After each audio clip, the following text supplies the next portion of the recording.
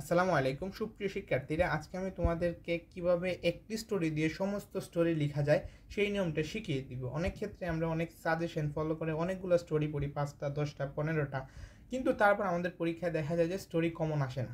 তো সেক্ষেত্রে আমরা কী করব, সেক্ষেত্রে আমরা এই নিয়মটা ফলো করব, যে নিয়মটা আজকে আমি তোমাদেরকে শিখাবো।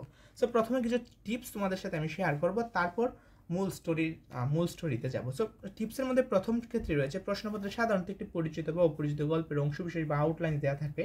প্রদত্ত অংশবিশেষ অনুসারে সহজ ও সাবলীল ভাষায় গল্পটি লিখতে হবে। অর্থাৎ প্রথমে আমাদের প্রশ্নতে 2 লাইন কি 3 লাইন কিংবা 4 লাইন একটা স্টোরির শুরুটা দেয়া থাকে আর কি, এবং সেই লাইনের উপর ভিত্তি করে আমাদের মূলত একটা স্টোরি বা একটা গল্প লিখতে হয়।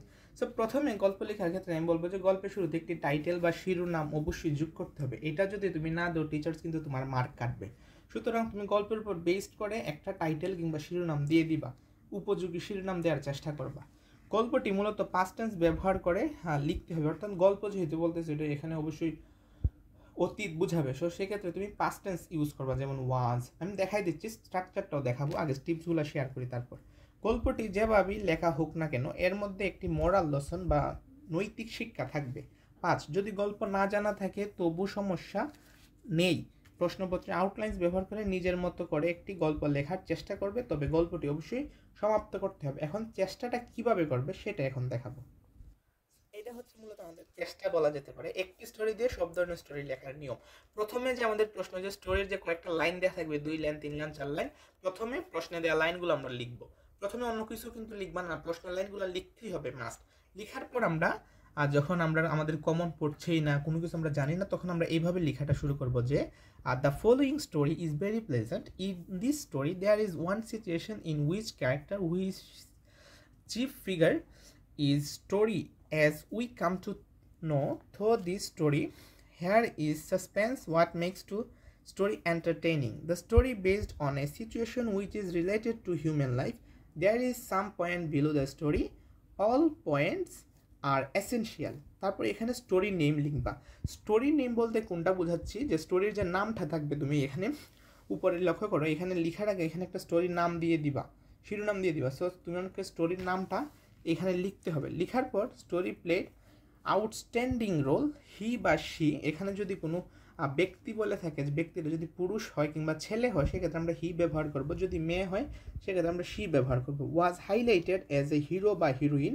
এখানে হিরো তো ছেলের ক্ষেত্রে, পুরুষের ক্ষেত্রে, আবার হিরোইন হচ্ছে মেয়ে বা মানে মহিলাদের ক্ষেত্রে। অফ স্টোরি নেম, অফ স্টোরির নামটা আমরা আবার লিখবো। গল্প অনুযায়ী কয়েকটি লাইন লিখলেই হবে।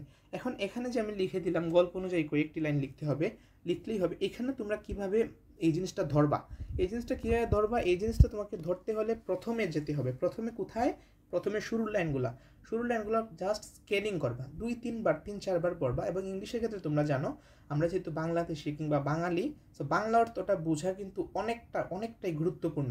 সো আমি যদি প্রথমের ক্ষেত্রে বুঝতে পারি মানে কথাগুলা, যে কী লাইনগুলো লিখছে 2-3 লাইনে, এটা যদি বাংলা ট্রান্সলেট করি, তখন আমরা বুঝে যাবো যে গল্পটা আসলে কিসের ভিত্তিতে দাঁড়িয়ে আছে, কিংবা গল্পের যে মোরাল লেসন, মোরাল যে স্টোরিটা, এটার বেসটা আমরা ধরতে পারবো। যদি ধরতে পারি, তখন এই যে কয়েকটা লাইন দেখাই দিলাম, তোমরা চাইলে স্ক্রিনশট কিংবা আমি যে দেখাই দিলাম এটা চাইলে লিখে নিতে পারো, তাহলে সবচেয়ে বেশি ভালো হয়। এইগুলো লাইন লিখার পরে গল্প অনুযায়ী কয়েকটি লাইন লিখলে হবে। সো এখানে তুমি ওই প্রথম লাইনের উপর ভিত্তি করে কিংবা তোমার স্টোরির টাইটেল কিংবা শিরোনামের উপর ভিত্তি করে জাস্ট একটু বাড়িয়ে বলতে কি কয়েকটা লাইন লিখলে হবে, 3টা কিংবা 4টা লাইন লিখলে এনাফ। তারপর কি লিখবা? The above story was really interesting and it taught us for our day-to-day life. It in concluded that above story is fact. তো এখানে কিন্তু আমরা স্টোরিটা কিন্তু শেষ দিচ্ছি। এখানে তুমি দেখতে পারো যে প্রায় এখানে 1 পৃষ্ঠা হয়েছে, এবং তারপর আরও কয়েকটা লাইন। এটা হচ্ছে মূল যে স্টোরির নিয়মটা সেটা। এখানে যখন তুমি এখানে কয়েকটা লাইন লিখবা, কিংবা এখানে যে বললাম যে গল্প অনুযায়ী কয়েকটি লাইন লিখবা, সেটা লিখলে আরও বেশি মানে গল্পটা একটু বড় হবে, কিংবা একবার দেখতে ভালো হবে। অনেকের প্রশ্ন থাকে যে ভাইয়া স্টোরিটা লিখবো কত পৃষ্ঠা? সো এসএসসির মূলত 10 মার্ক এবং এইচএসসিতে 15 মার্ক থাকে। সো এরকমই মূলত।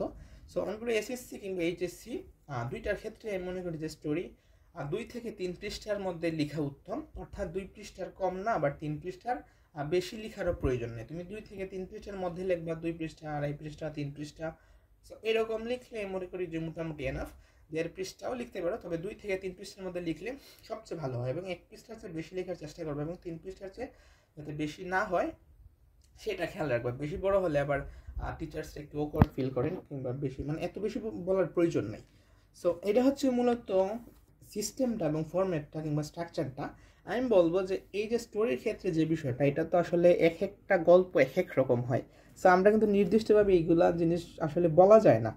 তাও বলবো এই ফরম্যাটটা কখন কাজে দিবে, যখন দেখা যাবে যে প্রথমে আমি বলছি যে যখন তোমাদের সাজেশন আমি দিয়েছি অলরেডি এই ভিডিও মানে এই চ্যানেলেই রয়েছে, তোমরা চাইলে সাজেশন দেখতে পারো, এসএসসি 2025 ব্যাচ এবং এইচএসসি 25 ব্যাচ, যে ব্যাচুরি হয়ে থাকো না কেন।